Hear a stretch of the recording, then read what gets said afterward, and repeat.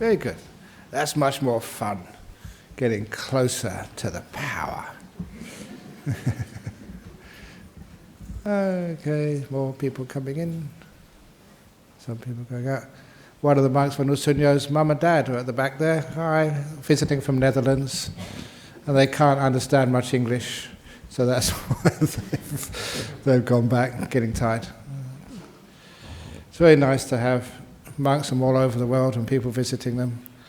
So I realise it's very impressive as well, because sometimes over in Europe they think, oh, you monks, you're just doing nothing and just hanging around, sitting like some down and out, drop out. But to see how much work we do is quite impressive. Anyhow, thanks for coming this evening, and I'm thinking of something to talk about, and the topic for today is going to be about entanglement. Just why it is we get so caught up with things. And once we know how we get so caught up with things, once we know that, how to let it go and live a much more peaceful, free existence. And in this talk, I hope, making up as I go along, we'll start with entanglement with stuff, with things, with material. And then entanglement with views and ideas, which cause so many arguments and there's so much emotional separation between peoples. And lastly, the entanglement we have just with past and future, why we can't just let it go. Though it's pretty much a similar thing. Those who have many possessions in this world, physical possessions, also have many thoughts and views and ideas. Because the same thing is happening. What sticks us onto stuff also sticks us onto views and ideas and causes us a lot of trouble. But the first story, why is it we get entangled with material things? And that story is of my poor old mother's, because I just seeing Vedu Sunyo's mother out there reminded me of my old mum, who passed away about 5 years ago. But every time I went to visit her, because she lived in London and it was too far for her to come over here, she never liked travelling. So I would go and visit my mother in London every few years. You can't go every year because it's too far and too expensive. And I got to, get some sponsors for my airfare. So it was very difficult. So, because I don't have any money. So, when I did go first time to visit my mother, from Australia, one of the disciples here, you've got to give a gift to your mother. So they went to the tourist shop and they got one of these little soft toy kangaroos. And just kitsch, but my mother loved it. When I gave her this soft toy kangaroo and I said, you can put that on your shelf and when I'm gone, you look at that and you remind you of your son in Australia living with the kangaroos. Because we do live with the kangaroos, with lots and lots and lots of kangaroos if you come to Bodhinyana Monastery. I remember it happened many times. I just happened to be in the car park and this car came up, one of these big people movers, 7 or 8 people. I said, oh, can I help you? He said, no, we don't want to see the monks, we're looking for the kangaroos. They weren't interested in me, they wanted to see, because Bodhinyana Monastery is one of the best places to bring your parents to see kangaroos. So I was a bit disappointed. Anyway, so it's more like Bodhinyana Zoo than Bodhinyana Monastery. But anyway, but over in Bodhinyana Monastery, those kangaroos, the reason why people go there is because they're so tame. They're wild kangaroos, but they come right up to you. And I ask people, we are one of the only places in the world where you can find Buddhist kangaroos. Well, they've been there such a long time. So, they've sort of got used to us and they respect us. And people say, how do you know they're a Buddhist kangaroo and not a Christian kangaroo? It's very easy to understand, because a Christian kangaroo, they put their paws up like this. And a Buddhist kangaroo does this. That's an old joke, but it's a good one. People still laugh, so what the heck. So those are Buddhist kangaroos. So I got my mum a little Buddhist kangaroo, just a soft toy kangaroo, and she loved it. So about 3 or 4 years later, I went to visit her again. What can I get this time? A koala bear. Again, because So she got a koala bear, and she still had my kangaroo from the time before, so she put the koala bear right next to her. Oh, thank you so much, I love this so much. It reminds me of my son back in Australia. And then next time, what can I get her? You could even get like a little toy kookaburra. So that was the next one on the shelf. And after that, it was a platypus. And after that, a wombat. When I got the wombat, there was a problem. Because you already had the kangaroo, and the koala, and the kookaburra, and what else? A platypus, and now the wombat. And she couldn't fit them on the shelf. The shelf was too small. So she tried to put the wombat on, and the other animals fell off. And then you put the other animals on, and then the wombat fell off. I said, "Mum, look, you've had that kangaroo for years. Why don't you throw it away so you can make more room for the others?" "No, I love that kangaroo." "Well, throw away the platypus." "No, I love that one." "Well, throw away the kookaburra." "No." "Let it fly away, it's a bird." "No." And I realized that's what attachment and entanglement is. We have all this old stuff, and we can't throw any of it away. How many of you have got a house so full of junk that and you try and throw it, "Oh no, I remember just buying this, it's got memories to it." So what do? You go in one of these storage places. You can rent a shed, and you put it on this koala storage. It must be full of koalas and kangaroos, I don't know, but you put it all in these storage sheds. How much do you need to have? Why can't we throw it away? Just because of my mum? No. So she had so much stuff there, it took about an hour or 2 hours to balance it precariously. I'm sure that as soon as I left, it all fell off again. And I realized that's like a mental breakdown. We have so much stuff in our head that our poor brain can't take anymore, and it all falls off and collapses in a heap because we keep too much stuff. Even in our houses. Again, how much stuff have you got in your room? Go and see my room where I sleep.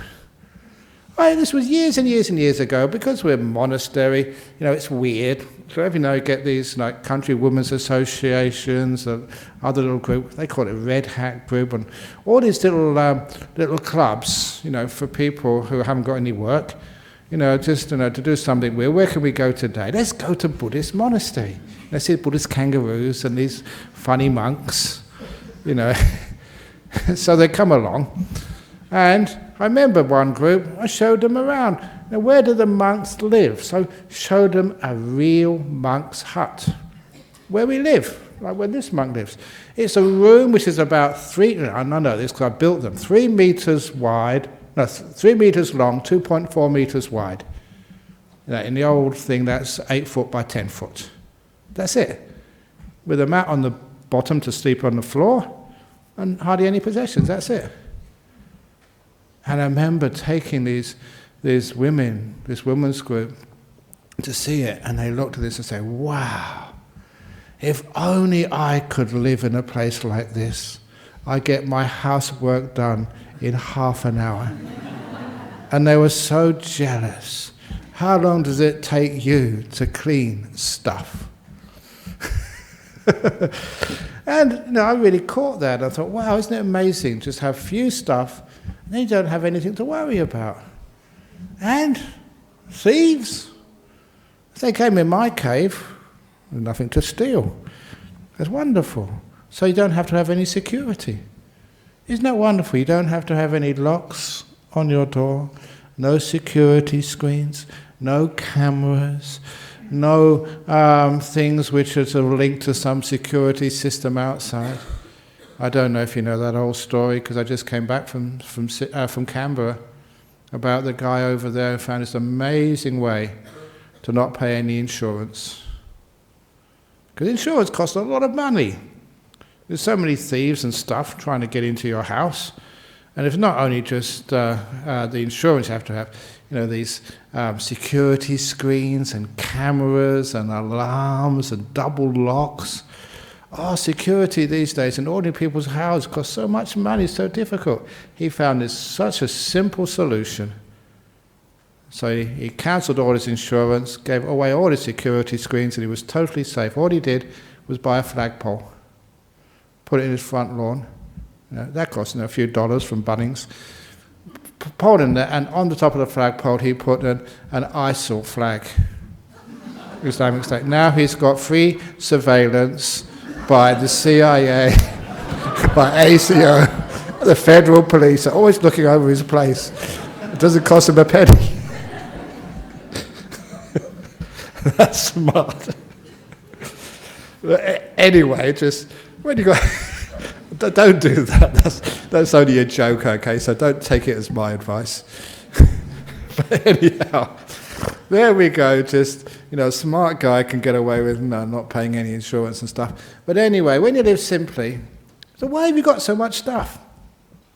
Why did my mother keep all those animals? I told her, look, you got the new animal, just the wombat. Put that in the centre there. Throw all the rest away. Give it to a charity or something. Give it a church or something. Go and auction it or something. Because when you just got one animal there, number one, it doesn't compete for your attention.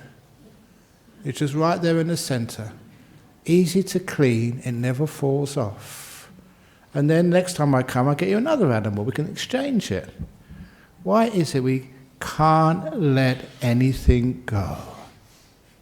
It's totally irrational, emotional, fearful. Because we always think, just in case.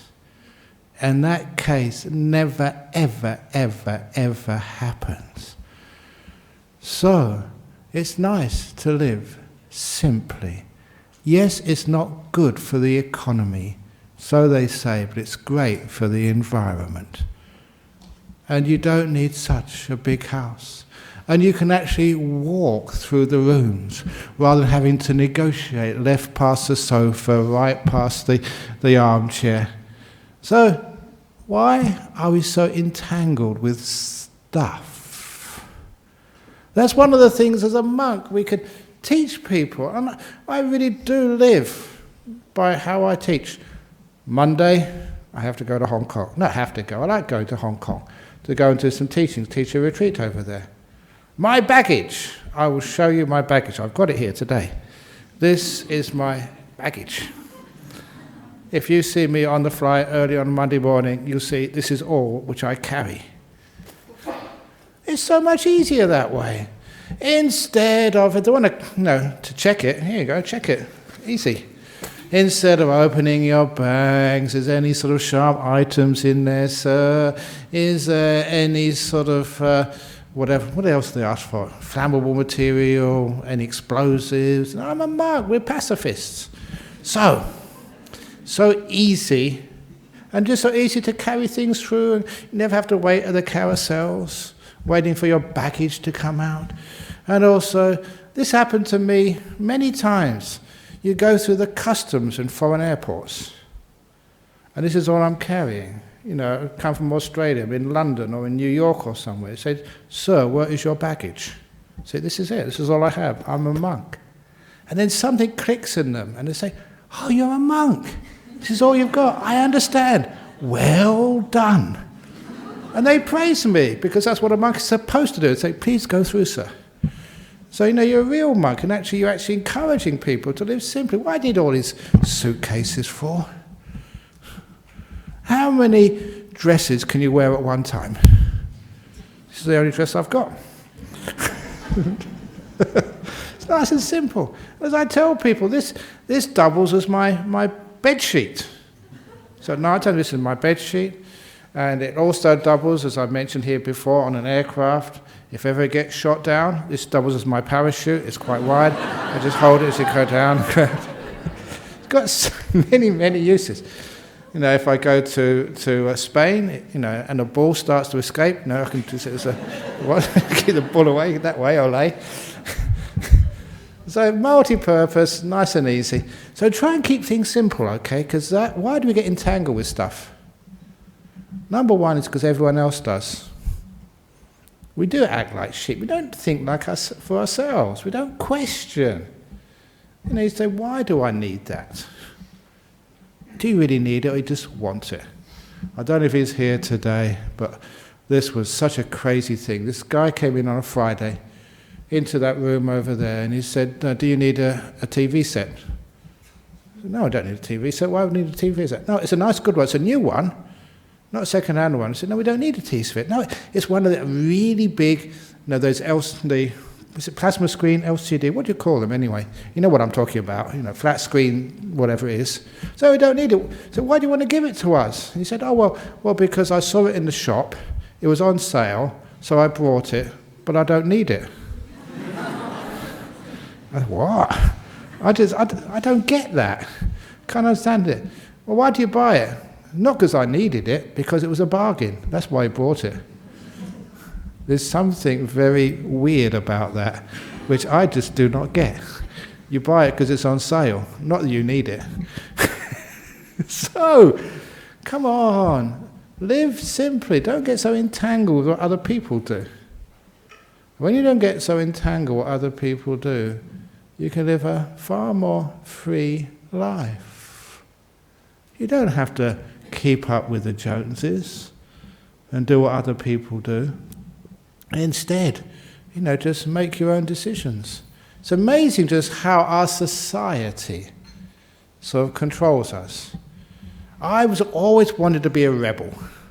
Even when I was young, I was rebellious and I wanted to be individual. And so there was a time when you had all these it's funny what you call them now, they call them love-ins. Or, the big rock concerts. So I decided, to go and get my green velvet trousers. Now that was really being radical. This was England, 60s. You're supposed to wear, black trousers and white shirts and a tie. But I got my green velvet trousers. And I thought I was so unique and so rebellious until I went to one of these big rock concerts, and every other guy was wearing green velvet trousers as well. So much for me being individual. How many times is fashion? You just do what other people do. You get entangled in just the culture telling you what to do rather than thinking it out for yourself, what is necessary. And I also remember just as a monk going to Melbourne. I'll be in Melbourne in May, I think, helping out over there. And usually go around May time, and it's still really cold. May time it hasn't really. The summer's gone. It's getting into the winter time, and some of the days, the May days over in Melbourne, are really, really freezing. And I remember just looking out the window of the car, seeing all these girls, 20, 23, 25, and they had a fashion. Just I think it's low skirts or trousers, and very high, I think, halter tops. What are they called, halter tops? But anyway, they had this big exposed layer of skin around their belly button. And this was the winter time. They were going blue. They had to do that because of fashion. That's absolutely crazy, just to follow what other people do and freeze yourself to death. So please, just don't do that. Don't follow fashion, make fashion. Be comfortable. Be individual. Don't just get entangled in what other people do and think that is cool. So, this is one of the reasons why we try and get people to let go of these things and do what is convenient, which is comfortable, and not just follow the other people. And it's the same reason why we want to get lots of stuff. I think it's a lot of times because we're afraid of emptiness. We're afraid of not having things. And I just noticed that because, when we first built this place, that shrine over there had hardly anything on. And what happens? People go and put stuff on it. I remember as a young man I like being in the mountains, going up, climbing up mountains. And on the top, it was just so beautiful on the top there. You could sit down and there's no one there, just feel the wind against your skin and you look forever. And now, on top of those mountains, so first of all, they put a flag on top. They can't leave it alone. And after a flag, then they put a restaurant. So many of those mountains where I used to go up on the top when I was a kid, now got a restaurant on top. Can't you leave it alone? Why in some of these beautiful beaches which were pristine, why do you have to build, first of all, a caravan park, then a resort? Why can't we leave it alone? Sometimes I wonder why. And I think you can find the answer in your house. You have a wall. Beautiful, free and empty. And you think, a picture would go well there. You've got a nice empty corner. We put a pot plant there. Why can't you celebrate emptiness, nothingness? Why can't you have a room in your house? You've got so many rooms in your house. One room in your house with nothing in it as a statement, a fashion statement. And they say, what's that room for? What do you mean? It's my empty room. Well, put something in it. No, it's for emptiness, for freedom. No, we can store stuff in it. No, it's empty. That would be pretty radical to have one room which has nothing in it, just for the sake of emptiness. But it's so hard to do because we don't like freedom. We like complications. So it's the same with our life. Sometimes I wonder what people are doing in life. They got a nice husband, a nice wife, they got a kid already. They want another kid. Isn't life complicated enough, having one? Have a dog or a cat. Dogs and cats are far more easier to look after. You don't have to pay school fees. The dogs don't get into trouble taking drugs. The cats don't, well, they do get pregnant, but it's not such a big deal. And they never argue back at you, never talk back at you. Nobody comes to me and so they complain about their kids a lot, but they never complain about their cat being lazy or their dog not getting up and cleaning up its room. You don't expect your dog to clean up its room. And dogs and cats don't play computer games. So, you have a much easier life. Having a cat or a dog or a rabbit even, that's very nice. Very easy. So, why do we get entangled? Why do we want lots of stuff in entanglement?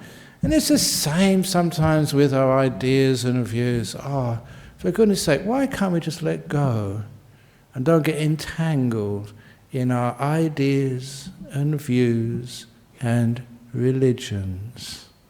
Why can't we just live very peacefully instead of, my religion is more better than your religion? No, it's not. Mine is much better. And we argue and argue and argue. Why can't we disentangle from our ideas and views? Because that's what we were teaching in the meditation. Let go. Be free. Be empty. Instead of finding a nice mountaintop and putting a flag on top or a restaurant. Why do we have to put a religion on top of beautiful peace and emptiness? What's this old story? I keep on getting these old stories because they're the best. About when I was 1972 over in United States and 69, sorry, and bored in the United States. So I went down to Central America. That was really cool. That was real jungles in 1969. Went into Guatemala, the Yucatan Peninsula, going on these rivers through the jungle. This was real rainforest. You know, like any moment I expected Tarzan to come swinging out through the jungles. Honestly, it was like I had a dugout canoe with, this family, starkers, no clothes on them at all. They were natives, indigenous people. I'm just nostalgic now, going to this, one of the best cafes I've ever been to in the world. It just, bamboo and thatch, and the only thing on offer was the tortilla, the corn bread, beans, black beans with lots of salt, and coffee, really strong coffee, with as much sugar in as it was strong. Just what the locals ate. So simple, but that was absolutely delicious. Dirty with dogs, mangy dogs running all over the place. I remember that, just indigenous little cafe. Long time ago. And then having to travel up the rivers and up the roads, through the mountains, through the jungles, because I was aiming to get to this ancient Mayan ruin in the middle of the jungle called Tikal. These great pyramids, and I wanted to go there because they looked cool, and I didn't know anything about them, but it was a nice adventure. And in those days, these days you probably have to pay money to get in the entrance and get all the guidebooks, and you've got your tea shops and everything else. But when I got there was only one other person around, some archaeologist, so I had the whole place to myself. It was brilliant, this ancient ruin, and no one to tell me what to do. So, what did I do? I was 18 at the time, not as replete as I am these days. Very fit, so let's go and climb up, see what's at the top of one of these pyramids. At the bottom, they don't look so high. When you're halfway up, there's a long way to go. But anyway, I got to the top, and at the top, there was this little hut at the top, like a stone little enclosure. I didn't know what it was supposed to be there for until I got to the top. And it was so obvious. When you're told what it means, you may miss the truth. That's why I always say, never allow your learning, what you've told, what you believe, never allow that to stand in the way of what truth is. Truth is what's right in front of you. What you're told it is blocks it. So, because I didn't know anything, had nothing to block me from what was really obvious. At the top of that pyramid, it was above the tree line. It was above the jungle. So number one, you could see, like the old, like the modern Google Maps, you can see where you'd come from. All the roads and the winding rivers through the jungle, you were above it. The old bird's eye view, which human beings not being able to fly couldn't get. And that's amazing. I could actually see the plan of my world from above, beyond, disentangled from it. But above you can understand how it all fits together. Number two, what I liked the most was for days in a jungle, everything gets overgrown. The rainforest is so virulent, so alive, that if they put a path in the jungle, it grows over very quickly. You're going through tunnels. So for about 3 or 4 days, I hadn't seen the horizon, hadn't even seen the sky, except just little patches through the tree cover. And for the first time in 3 or 4 days, I could see infinity in all directions, with nothing between me and forever.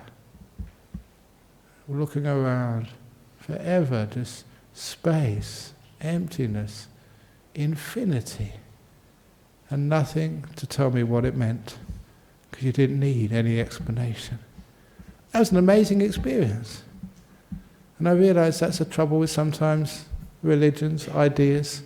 They block as seeing the great emptiness and peace. We always like to put a flag on top of mountains. We want to put a picture on top of our walls. We want to put a flower pot in the corner of our room. We've got a beautiful garden. We want to put a bush there somewhere. Can't we leave it alone? When we leave it alone, then we're seeing this beautiful nature emptiness. We don't put stuff in there. So, all of our thoughts and ideas, that's like putting restaurants in the middle of emptiness. That's like blocking out space. It makes life so complicated.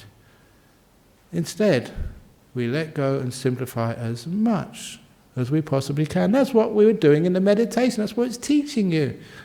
To let go of all this thoughts and complications and just see and feel.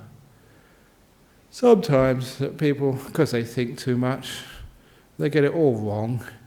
And it's because we think too much, we argue, we think we're right. And this is one of the other things I wanted to mention. Why is it we can't let go of ideas and views? One of the reasons is because somehow or other we equate our wisdom, our knowledge, our experience with being somebody. And that if ever you are wrong, you feel that you are demeaned and diminished. You're a lesser person if you are wrong. The obvious example of that is good old Donald Trump. I keep reading about him. He's obviously wrong sometimes, but he won't admit it. And that's a great reflection of many people I know, and sometimes myself. Why is it we find it so difficult to say, oh, we made a mistake, we got it wrong? We looked at the news channel and it was just deceived us. We misunderstood it. Why is it that people feel afraid to say, oh, I'm sorry, I was wrong? Imagine that happened. The next tweet of Donald Trump was, sorry guys, I was wrong. Obama never wiretapped no Trump Tower. Now that'd be front page news. That'd be amazing. People would actually start to like the guy because he's human and he's honest and authentic. Why can't we admit our mistakes and say, I'm sorry, I was wrong? And I always look back, that's from the time when I was a kid at school. The teacher would ask me a question and I'd get it wrong and said that was wrong. And I felt so miserable about that. I felt I made a terrible personal mistake. There was some defect in my personality. So what you used to do afterwards, you'd hide the fact. You weren't wrong. And that's what my school teacher used to do. A maths teacher, he taught me this. When he made a mistake on the blackboard and we pointed out, that's wrong, you made a mistake, they said, exactly. I put that on there on purpose to make sure you were all paying attention. That the deliberate mistake to keep you all awake. But why is it we can say, oh yeah, you're right, well done, I made a mistake? The reason why we can't admit we made a mistake because we think it's a personal failure, a defect in us. There's nothing wrong with making a mistake, and in fact, people who admit mistakes, they are actually, in my opinion, they're authentic, honest, and they get my respect much more than anybody else. Politicians, are they allowed to make mistakes? Or if they make a mistake, you say, right, you are fired, get out. And that's a terrible thing we do to politicians. That's why we get the politicians which we create. That no one is willing to admit they made a mistake, because if they did, we'd think far lesser of them. If we can change our attitude when someone is honest, they admit they made a mistake, think better of them for being honest and authentic, being real. And same with you. You get it wrong. Don't keep hanging on just because, I said it, therefore it must be right.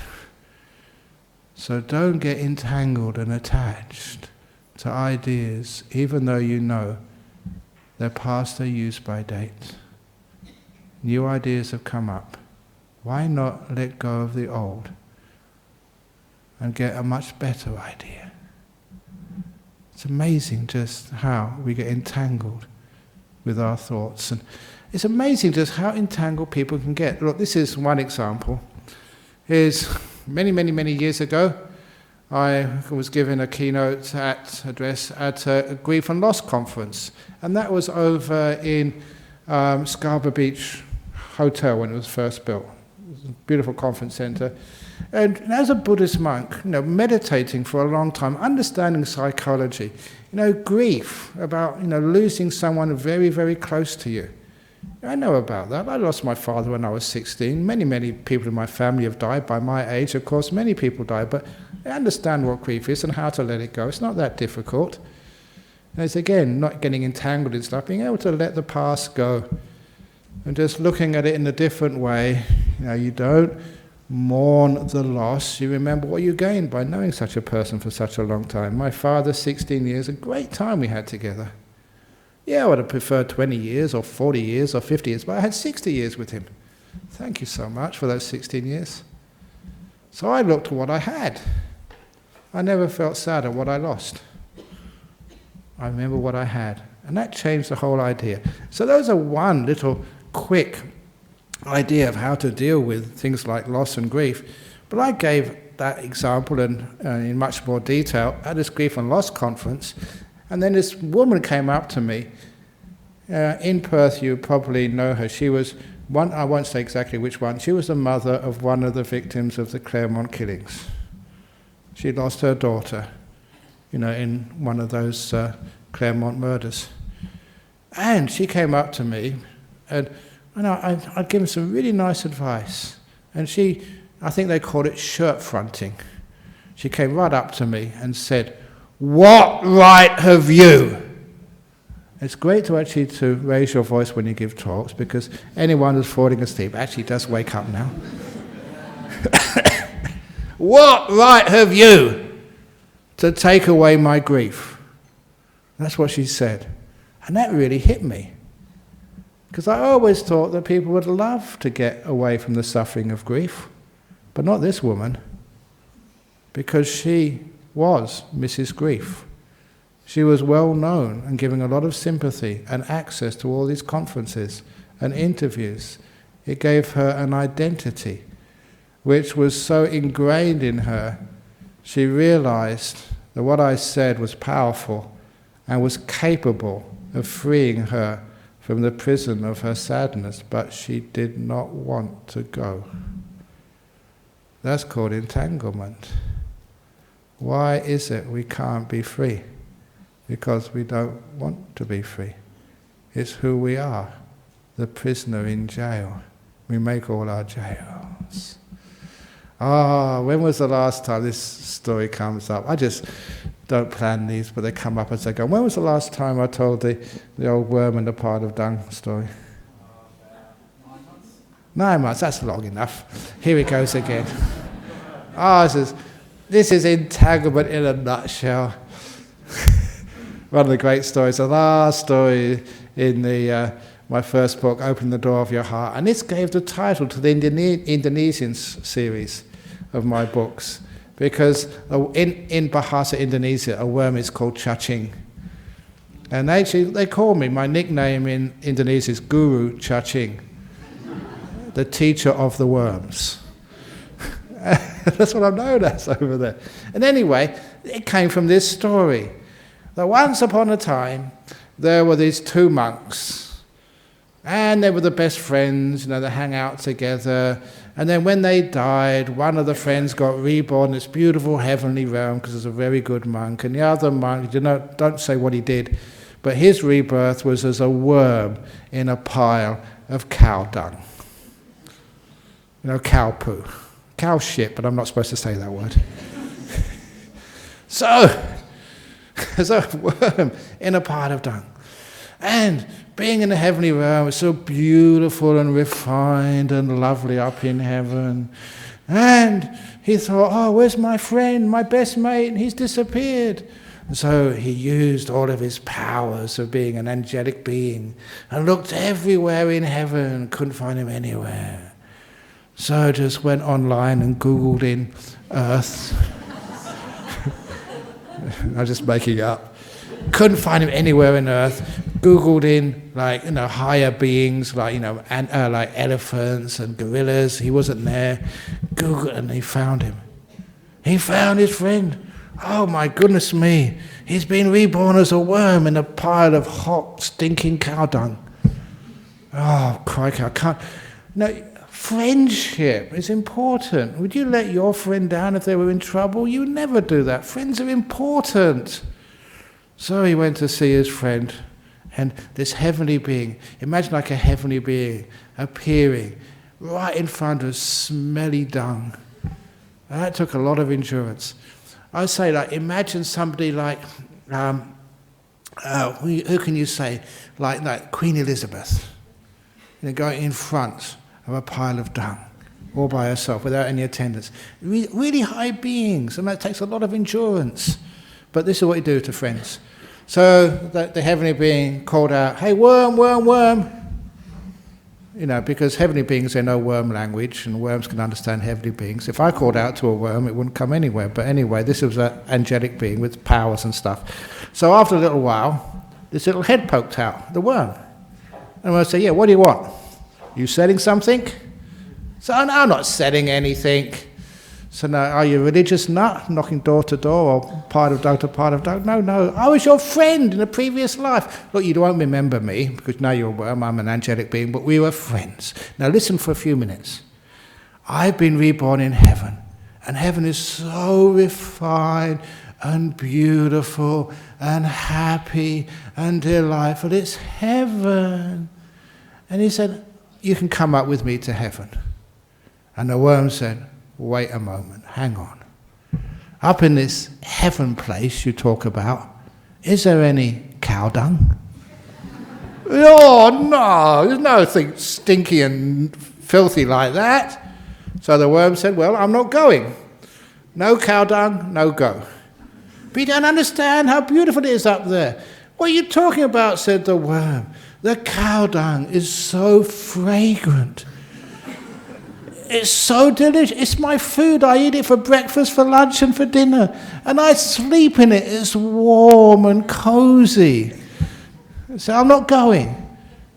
And so the heavenly being decided, if I take this worm by force and show the worm what heaven is like, once you've got personal experience, you can see it for yourself. You'll obviously understand it's much better than a pile of cow shit. So, I said it again, didn't I? Sorry. So, the worm, with its beautiful manicured, refined fingers, put it right into the pile of poo and grabbed the worm and pulled it out. But remember, if you can try it for yourself in cow poo, it's all slimy. So the worm was actually covered with this slime. So it got it just a little bit out, and the worm wriggled and wriggled as worms do, because it's covered with slime. It's so slippy, it escaped and went right into the deepest part of the poo. So the heavenly being had to put his hand in again and search here, search there, find it, put it out. It wriggled and escaped so many times. It wriggled and escaped. For the last, 9 months? For the last 9 months, I've been trying to pull you out of the poo. Do you want to go? No, because my dung, my poo, is fragrant and it's delicious. So I was trying to pull this woman out of her grief. She didn't want to go. She was attached to her grief. For her, the grief was delightful, beautiful, fragrant. It's where she found some comfort. That is what's called entanglement. When we don't know anything else, we won't leave our dung piles. You get a person who's really depressed. To get them out of that is tough, because a lot of times they don't want to go. Anger. You're really upset at somebody. To get you to let it go, for goodness sake. No, because you like the rage. The rage, it gives me life. It gives me purpose. It's who I am. Don't matter, it stinks. But that's why we get entangled with things. So that's why, as a puller out of worms, which is one of my jobs. You try and trick people into just leaving their grief for a little while, leaving their anger for a little while, just feeling what it must be like to have no worries at all in the world, no ill feeling against anybody. Somebody, doesn't matter what a person's done in their life, they've hurt you, that's their karma. So I've often said to you, you don't need to seek revenge if someone's mistreated you or hurt you. In Buddhism we say you don't need to seek revenge because karma will get the bastards anyway. So you don't let karma do it, you can let go, be free. Doesn't that feel much better? To give one person some freedom and some peace. Why are you always entangled in the past? The past is another pile. Oh, that's the past, not cow poo. The past is dog poo. Why do you get entangled in it? Why can't you realize this is stinky stuff? Doesn't help anybody. It's even toxic. It makes you sick. Why can't you disentangle and let it go? Once you realize it's possible, then everything else is so easy. Once you want to let it go, instead of being entangled in it, it's so easy. So, oh crikey, going way over time again. How to not get entangled? All this stuff which you're doing, see if you can somehow trick yourself just to get out of the jungle for a few moments. Just find some sort of metaphorical pyramid. So you're not in the jungle anymore, you're above it looking down. So you're not in the grief. You can actually detach a little bit, just for a small while, to look at what the heck have I been doing? To get some perspective. And the only way to get perspective is find some place, some method to separate yourself from those memories, separate yourself from those animals on the shelf. Look at it and see the big picture and see what the stupid stuff you're doing. Because when you disentangle a little bit, when you go back out a bit, you take away the emotional entanglement. And the simile which I use mostly in meditation for this, simile of TVs and movies. Why is it that at a movie people start crying? Oh, he's died. I was always unemotional, except for laughter. Unemotional, used to take your girlfriend to the pictures. And she'd start crying when the hero got killed. Oh, he got killed. And I said, don't you believe in reincarnation? He said, what are you talking about? Just wait until the next showing of the movie and he'll get reincarnated again. She didn't think that was funny. That's why the reason all my girlfriends dropped me and I had to become a monk. They said, I didn't understand women. I said, no, you don't understand truth. But it's the same. Always saying when the guys watch cricket, there's a cricket match on right now apparently, and people get so excited. Oh, they get so sad. Oh, it's unfair. That was leg before wicket. No, it wasn't. It was missing the stumps. If you know cricket, you know what I'm talking about. Other people think this is crazy talk. People get so entangled in this stuff. And I still remember years ago, I was a school teacher, and there was a big World Cup soccer qualifier. World Cup soccer qualifier. I still remember it to this day, England versus Poland. And they only needed to draw. And it was 1-1. And there's only a few minutes to go. And the Polish striker, he beat one of the English, and he scored a goal. And England had to get dumped out of the cup. And the next day at school, kids as a high school, teenagers, they're usually very difficult to control.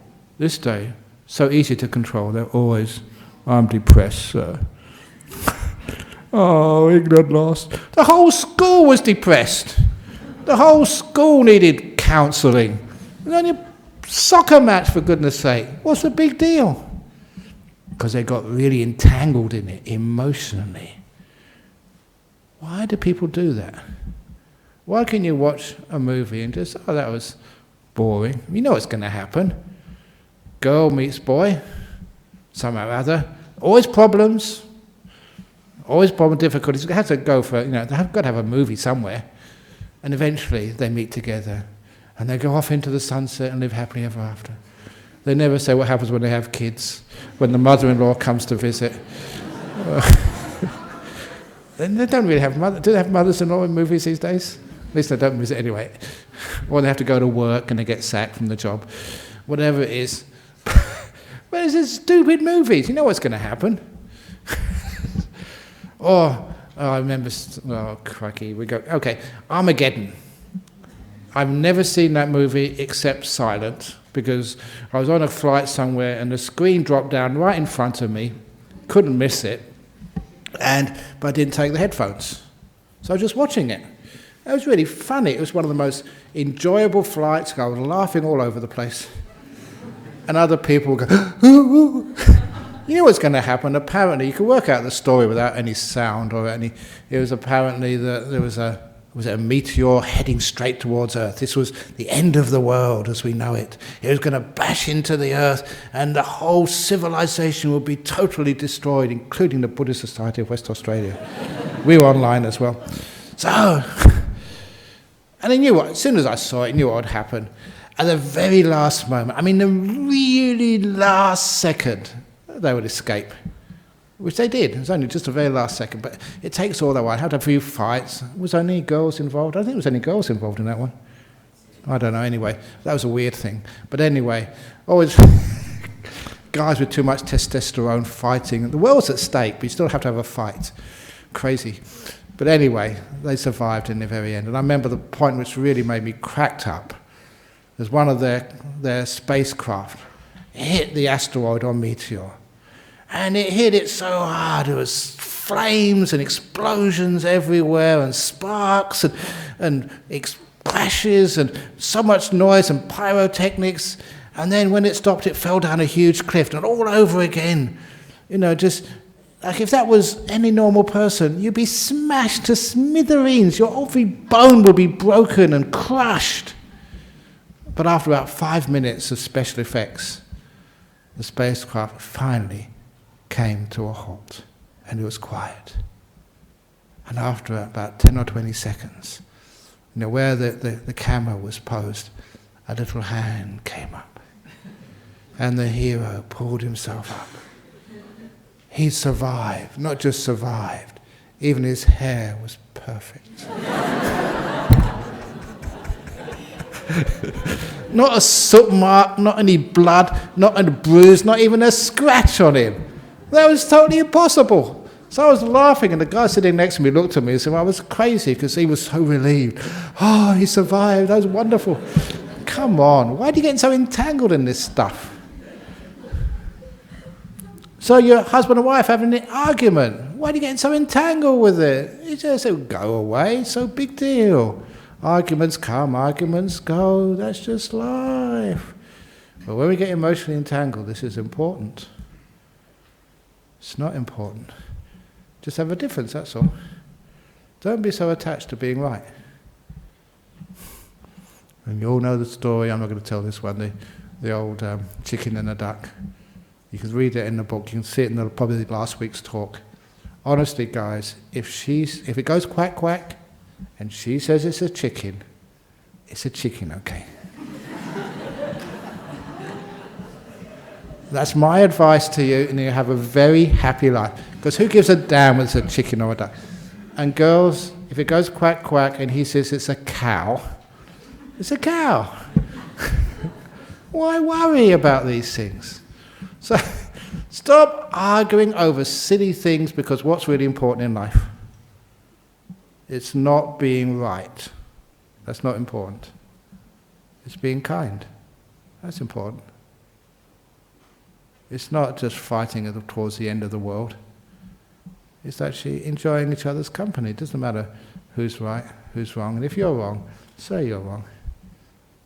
And that makes you, certainly in Buddhism, it makes you a more authentic, wise being.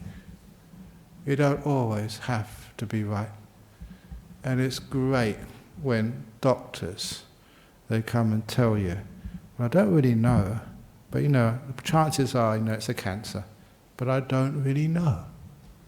How many of your doctors actually say that? How many professors? How many people in positions of authority actually say, well, it's probably going to be like this, but we're not really sure. If they do, then that is real life. I'm sure that's what you said. You don't know. Sometimes I say things, and I never said that. Something happens when I decide to say it, when it gets to my mouth, when it comes out of my mouth, goes through the air, goes into your ear, goes through your brain, through your filter system. What you hear, what I think I said, is totally different. Welcome to life. So don't argue about it. So that means, what you said, it doesn't matter. It's how kind you are, is what happens. That's the purpose of Buddhism. Being kind, not arguing. Not being right, but being friendly. Having peace rather than things. Having emptiness rather than thoughts. Getting out of this world, which is so entangled and complicated. And when you're up in that pyramid, which is a metaphor for meditation, going on retreat, walking in the bush, anywhere you can get away from stuff so you can actually see properly. So there's nothing between you and infinity. That is what Buddhism is all about. Thank you for listening. Sadhu, sadhu, sadhu. Okay, here we go. So any questions from the floor here tonight? No, from the chairs? Yeah, great. Now, my question isn't necessarily towards... Mine's not about possessions of entanglement, but it's more questions of entanglement. And Entanglement, yeah. Yeah, one of the questions which I think of every now and then is this one. So I'd like to hear your view on it. I mean, there's no... Yeah. So I have the question, were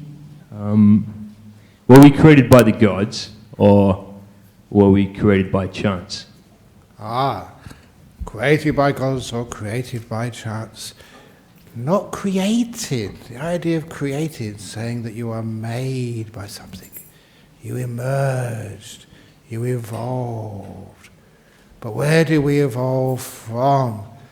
This is the old explanation. Many centuries ago, we thought this was a flat earth. And that was so obvious to everybody. People were afraid if you sailed far enough, you'll fall off the edge of the planet. Now we know there is no beginning or end of this planet Earth. It's a sphere with no beginnings and ends. And then as a student, I always used to think, what about space? Does space have an end to it? You go far enough in a spacecraft and you come to a wall or a barbed wire fence where you can go no further. And of course, you ask any scientist and he'll say there is no end of this universe. It is. This was Einstein's great discovery. It proved that space is curved like planet Earth. It's not flat. So if you go in a spacecraft in that direction, you will come back right to here eventually. Space is curved. No beginnings, no ends. And the next thing, that's fact, accepted. The next stage is time. Many people still believe in flat time. If you go back far enough in time, you come to the edge, the beginning, and you fall off that edge if you go too far. You go too far in the future in flat time, and you come to the end of time. That never made any sense to me. But curved time, like planet Earth or like space. No beginnings, no ends.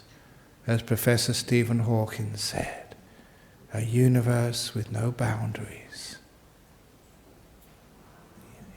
No beginning, no end. Round and round and round. In time. That is cool. So you're not created. Good answer. Very good. Okay, let's see what we've got from the internet. I like that. Curved time. Too many people are flat timers. From Sydney. How should we handle office politics? With what sort of mind, especially one who doesn't know how to deal with politics and only wants to do best at work? You make preferences, with the One Nation and other stuff so you can get a seat at the table. And they don't do preferences, and that's terrible. Office politics. With a mind, the best one is a mind of kindness. You don't realise just how powerful a bit of kindness is. People in your office, it takes a bit of your time out of you. There was somebody here about a couple of weeks ago. I gave this advice: be kind to the person in your office, because they had a new boss who was really difficult. And all they did one day was ask their boss, "Do you want a cup of coffee? I'm just going out to the coffee machine." And she brought her boss a cup of coffee, and that just changed everything. The relationship with her boss. And the boss was really kind now, because everybody does need some kindness. People in your office are doing so much hard work.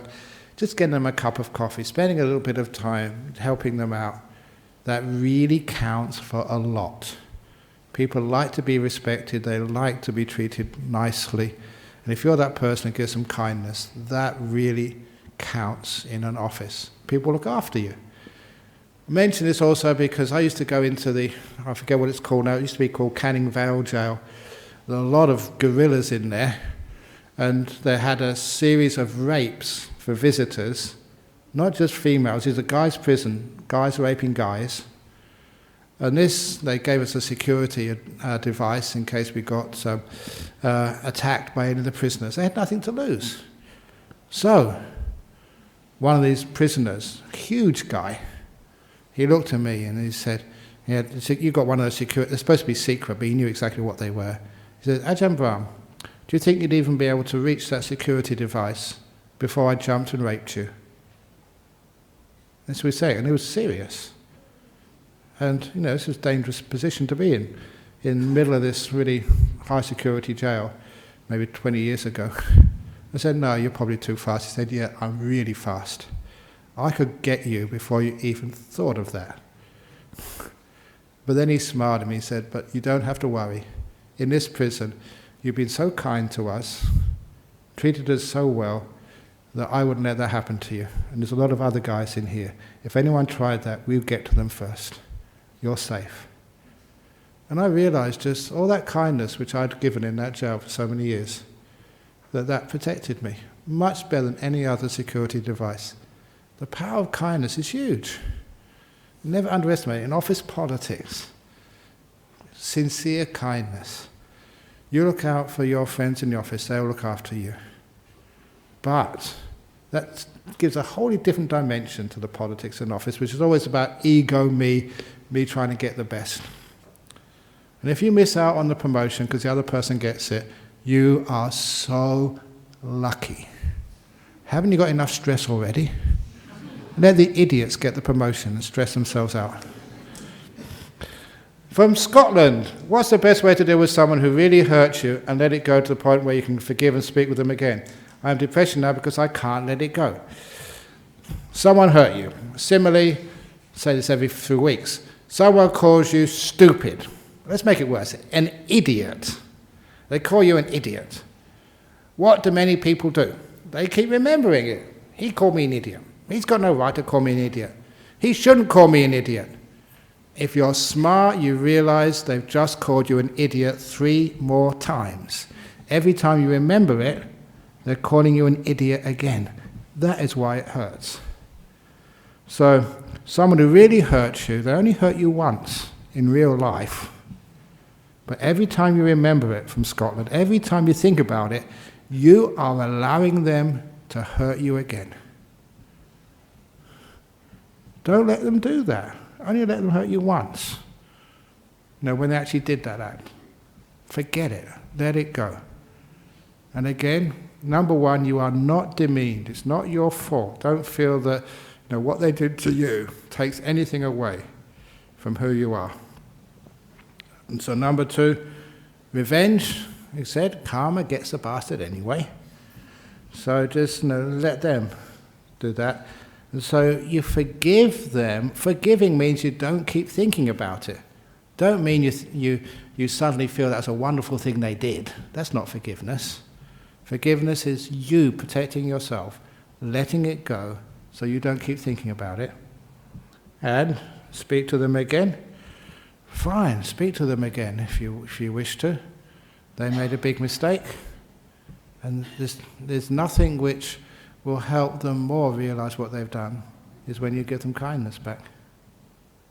So, don't get into depression because they hurt you once. Don't allow them to hurt you again.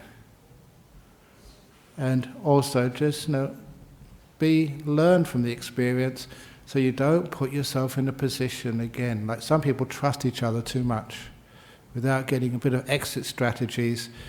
So you'll actually learn sometimes when you're hurt, not to do that again. From California, how do I convince my husband to get rid of all his stuffs in the garage that he does not need? His point is the garage is a storage place. A garage is a place for cars. But apparently that one of our anagarikas in the cupboard at Hermit's Hill has got his tyres, wheels from his car, spare wheels, in the cupboard. So I have to tell him off about that. They go in the garage or on a car, not in the cupboard inside the house. But anyway, convince your husband to get rid of all his stuff in the garage that he does not need. The rule, and Venerable here knows this rule, every 2 years, as a monk in Bodhinyana Monastery, we have to move. We have to move huts. So you're only allowed to stay in a hut for 2 years. And when you move, you cannot use the tractor, you cannot use a car. You can use a wheelbarrow, but you have to push it yourself. And so number one, it's amazing after 2 years how much stuff you keep, but you have to move. And if you move, that's when you really understand just how much you've got too much stuff in the garage. So from California, move house. And tell your husband, you can store as much as you like in the garage, but you have to push it, from that garage to the next garage we get yourself. And I'm not going to help you, no removal agencies, you just got to do it yourself. And then he realized how much he has and how little he needs. So that's a nice way of doing it, move. So anyway, that's enough. I've gone on way too long again, but I hope you don't mind. Apparently we've still got penalty rates, but they're going to be taken off soon. As soon as the government stops all penalty rates, then I go back to finishing at 8:45. Okay, so let's pay respects to Buddha, Dhamma, Sangha now.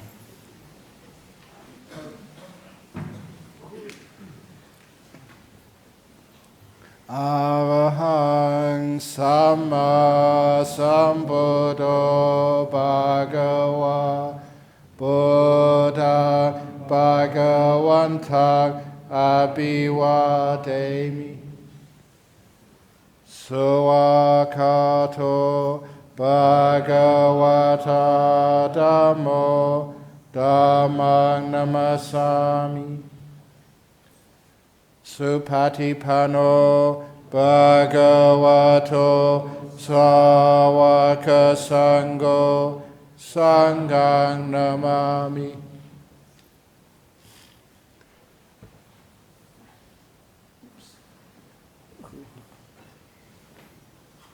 Very good.